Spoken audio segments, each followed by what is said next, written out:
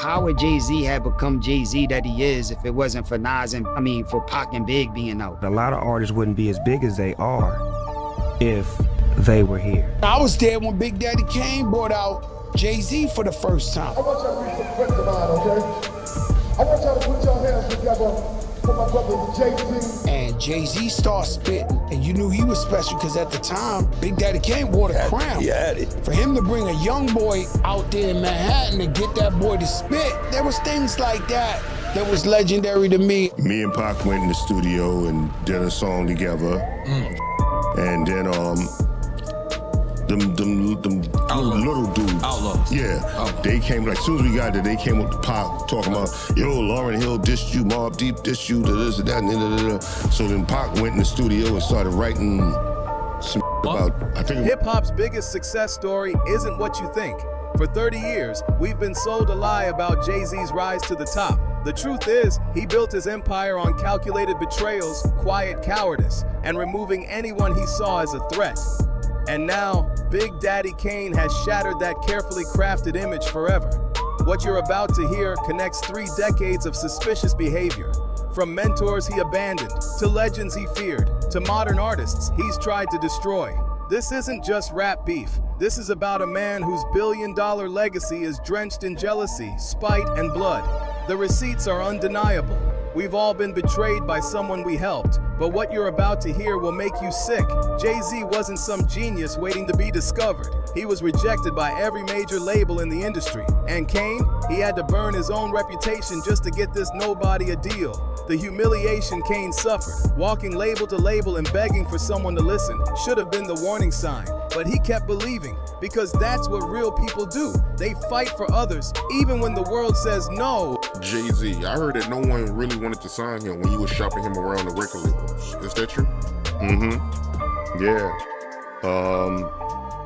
This was, I want to say, I don't know, 90, 91 maybe.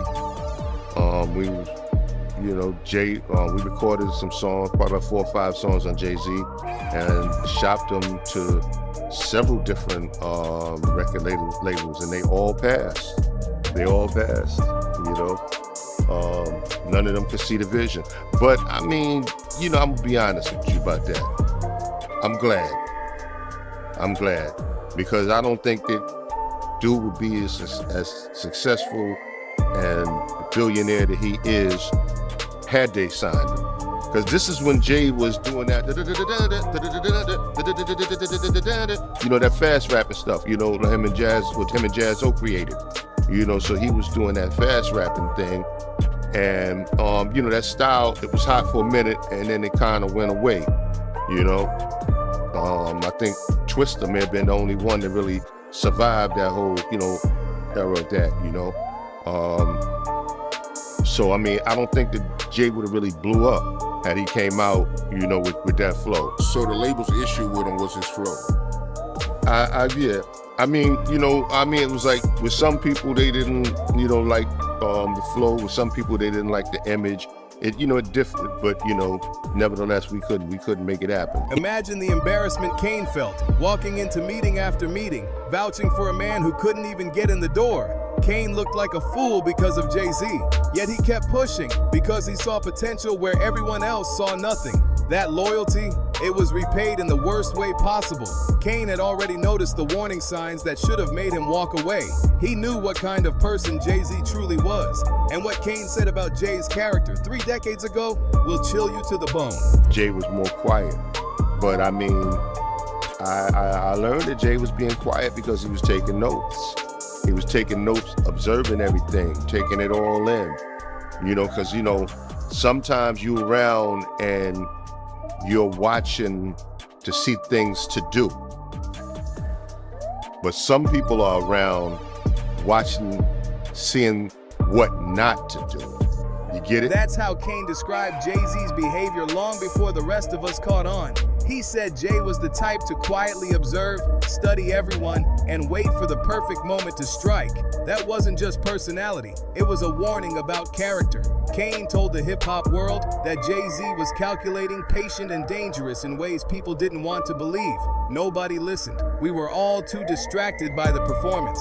Kane explained that Jay-Z had this gift, the ability to sit back, study how people moved, learn their weaknesses, and then strike when they least expected it. Kane saw that snake-like behavior and tried to warn us, but we were blind. And that behavior came fully to light when Jay-Z crossed paths with someone he couldn't manipulate, couldn't control, and couldn't fool. That man was Tupac Shakur. Their first real interaction revealed exactly who Jay-Z was, and Kane was there to witness it. That moment sparked one of the most vicious diss tracks in history, exposing Jay-Z's deepest fears. Me and Pac went in the studio and did a song together. And then them little dudes. Outlaws. Yeah. Outlaws. They came, like, as soon as we got there, they came up to Pac talking about, yo, Lauryn Hill dissed you, Mobb Deep dissed you, this and that, and so then Pac went in the studio and started writing some about, I think it might have been that. Think about what Kane described. He was in the studio when Tupac wrote Hit 'Em Up, the most devastating diss track in hip-hop history. But what Kane didn't share is why Tupac's reaction to Jay-Z was so personal. This wasn't just competitive rap beef. Tupac despised Jay-Z because he could see through the act that fooled everyone else. Tupac knew Jay-Z was fake before fake even became Jay-Z's brand. And that recognition terrified Jay more than any diss track ever could. The fear was so real that when both men were in the same city, Jay-Z's cowardice was exposed. Gondal, who witnessed it, revealed how scared the so-called king of New York really was when faced with someone authentic. The story was that Jay was going to try to perform in Vegas.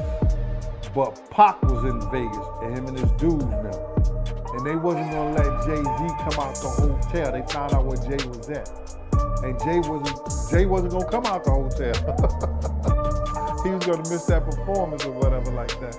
But then Dame Dash called some people, and they got back to Chaz, and they made some phone calls. And Suge Knight had said, yo, that ain't me, bro. That's Pac with his wild self, man. I'm gonna call him off, Jay. So he called the dogs off. Suge called Pac, and they let Jay go do his concert and everything like that. You know what I'm saying? There was something that Big D and Chaz, you know, they took, and I think probably Eric B, they talked to Suge about it, and Suge talked to Pac, and he allowed Jay to do his concert. So Tupac, he found out Jay-Z was performing in Vegas and he tried to stop that from happening. But after Suge Knight spoke with Tupac, he ended up performing. Yeah. So that story really is true. Tupac, he really had an issue with Jay-Z. He really didn't like him then. This is the same man who raps tough, who claims to run New York, who built an image of being untouchable. Yet when Tupac was alive and in the same city, Jay-Z hid in his hotel room like a scared child. The man who would later crown himself the greatest rapper alive was too afraid to step outside, simply because someone with real talent and real credibility was nearby. But here's where Jay-Z's cowardice is most obvious. The moment Tupac died and could no longer respond, suddenly Jay-Z found his courage. DJ Clark Kent exposed this as the most cowardly move in hip-hop history. And once you hear it, you'll know exactly who Jay-Z really is behind all the bravado. Jay did a record going at Pop. But right as it was about to come out, son died. Wow. We performed it though. Yeah? Where'd you perform it? Performed it once. And you have to understand, like, the chip on Jay's shoulder is so crazy that it's just like he had to perform it. We was at the Apollo. Wow. We was at the Apollo and he performed it, and it was scathing. Like, crowds was like, oh! Like, it was super hard. Wow. Super hard. Like, if he was alive, there would have been no coming back. Like, nothing. Like going into like super ugly territory? No. This was so tough. Like, it, to me, it probably was like one of the hardest diss records I've ever heard. It's because we were like, what the f we got to do about this? With this shit? Why you know what I'm saying? And oh boy. When's the last time you heard it? We only heard it maybe like 3 or 4 times. We heard it before when it was made, and then we heard it at the show, and then it went away. Jay-Z literally waited until his greatest fear was gone forever before performing his diss track. That's not hip-hop, that's grave dancing. That's the behavior of a coward who only feels brave when he's attacking someone who can't fight back. While Tupac lived, Jay-Z hid in hotel rooms, but the moment Pac was gone, he stood on stage at the Apollo Theater performing diss records. And this jealous, calculated behavior didn't end in the 90s. Jay-Z has carried those same tactics into every decade since, and his victims are finally speaking out. The pattern Kane warned us about 30 years ago has become a system, a way of crushing competition. Modern artists are confirming what Tupac always knew. Jay-Z cannot stand rivals, and he'll use every ounce of his power to eliminate anyone who threatens his ego. Jay-Z has exhibited signs of envy, jealousy, hate, and stopping bags behind the scenes, allegedly. Why is it always the same story? So that means Nas made all of that stuff up. DMX made all of that stuff up. He was beefing for a minute with, 50, with Dame and Dipset for a while. And isn't it interesting how many feuds, even with females, that he's allegedly been behind as well? What about all of the people who have made... Nicki Minaj just confirmed everything we've been building toward. Jay-Z's empire wasn't built on talent alone. It was built on sabotaging others. The snake-like behavior Kane warned us about has turned into a system of career destruction. And when Jay-Z gained power as president of Def Jam, the sabotage became personal, targeted. LL Cool J, a true hip-hop legend, learned firsthand what happens when your success triggers Jay-Z's insecurities. And what LL went through should terrify every artist in the industry. I'll address it on a lot of different levels. As far as me going at Homeboy, look, my bottom line, my job is simple. I need my records promoted. People have to understand that when they talk about LL, you're talking about 24 years, okay, not 12. And when you talk about LL, you're talking about 1984 and me starting the label. You know what I'm saying? Me, Russell, and Rick actually sitting there and starting Def Jam. So I'm not like I don't begrudge nobody their success and anything that's happening in their lives. And I hear a lot of silly about people talking about like I want a job up there. Like what part of me being LL Cool J makes somebody think I want a job at a record company? Like I don't know where people get that idea from, but that's like a fantasy. Because the reality is, I turned them records that job down 10 years ago, and I'll tell you why. Because just because you can bake a cake, you know what I'm saying, doesn't mean that you're qualified to run a bakery. You know what I'm saying? And you know, I never felt like I had the experience to do that job, so I didn't take the job. So people need to understand that. And as far as going at Jay, it's nothing personal. Like this is purely business. Like all I wanted him to do, all I want the record company to do is promote my records. I'm not looking to assassinate anybody's character. I'm not looking to degrade nobody. I ain't got to do that. Why would I need to do that? I mean, I'm going on my 13th record. And not my 13th record because I jammed 13 albums in the 12 or 13 years. I'm going on my 13th record in my 24th year of my career. I'm doing very well. I got Grammys on the wall. Everything is right. You know, so, you know, people when they look at me, they got to understand who's talking.